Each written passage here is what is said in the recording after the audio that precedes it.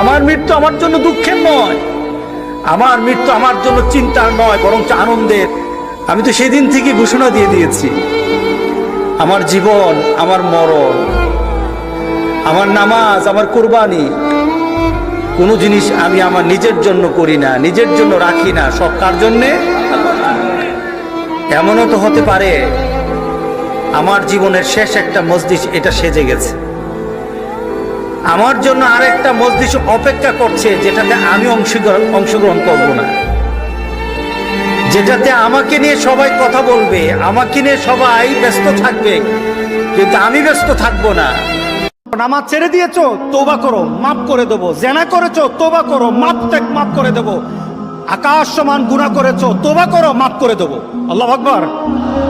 শুধু তাই নয়, আল্লাহ বলেন, বান্দা যখনই তওবা করবি তোরে আমি পছন্দ করি। আল্লাহর রাগ যেন আমাদের মধ্যে চলতে না থাকে, আল্লাহর রাগকে কমাতে হবে, আল্লাহর রাগকে আমাদেরকে কমাতে হবে। এই রাগ কমানোর জন্য আমাদের কি করা দরকার, আমাদের কি করতে হবে? আল্লাহর রাগ কমিয়ে দেয়, আল্লাহর গজবকে কমিয়ে দেয়, আল্লাহর সকল ধরনের বান্দার প্রতি যে ক্রোধ থাকে এটাকে কমানোর জন্য সবচেয়ে উৎকৃষ্ট মাধ্যম হলো তওবা। যারা মদ খায়, মদ মানে কি? যারা নেশার সাথে যারা জড়িত, সে যত বড় কিছু হোক, যত মর্যাদার হোক, আপনি নেশার সাথে জড়িত, আপনি নেশা খান, নেশা বিক্রি করেন, নেশার সাথে কোনোভাবে জড়িত, আপনার জন্য আল্লাহ রাসূল বলতেছেন জান্নাতের দরজা তোমার জন্য বন্ধ। আছে কিনা সমাজে? নেশাখোর আছে, নেশার ব্যবসায়ী কেউ আছে, রাসূল বলতেছেন তারা জান্নাতে যাবে না, সে যত বড় আল্লাহর ওলি হোক।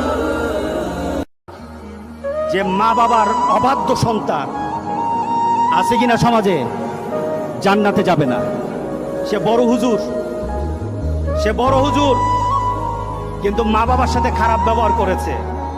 সে বড় দাতা, মা বাবার সাথে খারাপ ব্যবহার করেছে। রাসূল সাল্লাল্লাহু আলাইহি সাল্লাম বলতেছেন তার জন্য জান্নাতের দরজাটা বন্ধ থাকবে, জান্নাতে সে যেতে পারবে না, জান্নাতে যেতে পারবে না। বিশ্বাস হয় কিনা বলেন? কেন বিশ্বাস হবে?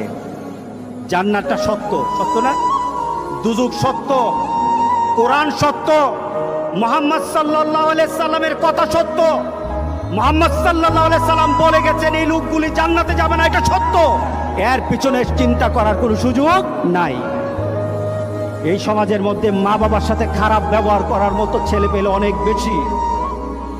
বেশি, যারা মা বাবাকে মা বাবা মনে করে না, মা বাবাকে ওই ধরনের আচরণ করে না যে আচরণের কারণে মা বাবা সন্তুষ্ট হবে।